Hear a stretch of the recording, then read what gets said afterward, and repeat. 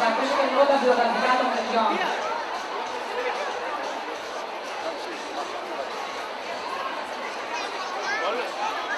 Λάζος Ιωαννίδης. Ο Λάζος Ιωαννίδης γεννήθηκε στις 13 Σεπτέμβρη του 1974 από μετανάστες γονείς της Στουτγκάρτης της Γερμανίας.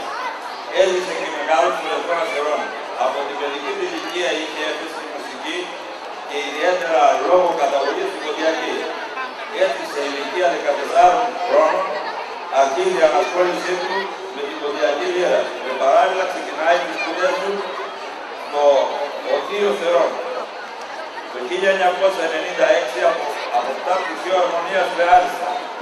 Το 1999 αποκτά δεύτερο πτυχίο αντιστήξης, ενώ παράλληλα παρακολουθεί μαθήματα ενορκής μουσικής και ευρωκάμους.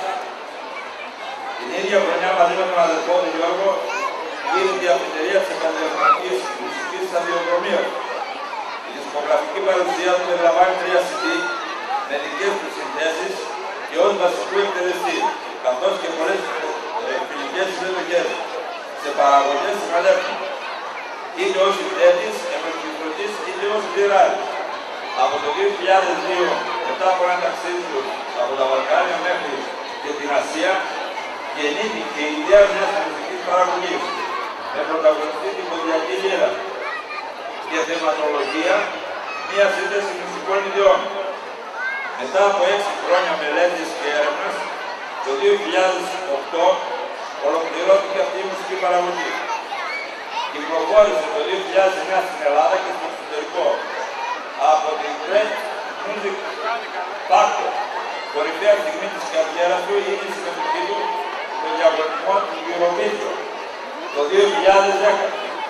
Τόσο ως λιράρης της ελληνικής αποστολής με τον Γιώργο Αλκαίο, εκπροσωπώντας την Ελλάδα.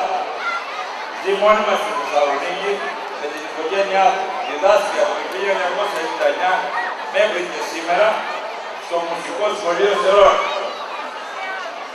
Στις 22 Ενάτου ημέρα Τετάρτη γίνεται για πρώτη φορά παρουσίαση από τον Λάζο Ιωαννίδη του μουσικού έργου «Μια λύρα για όλους τους λαούς». Παρακαλούμε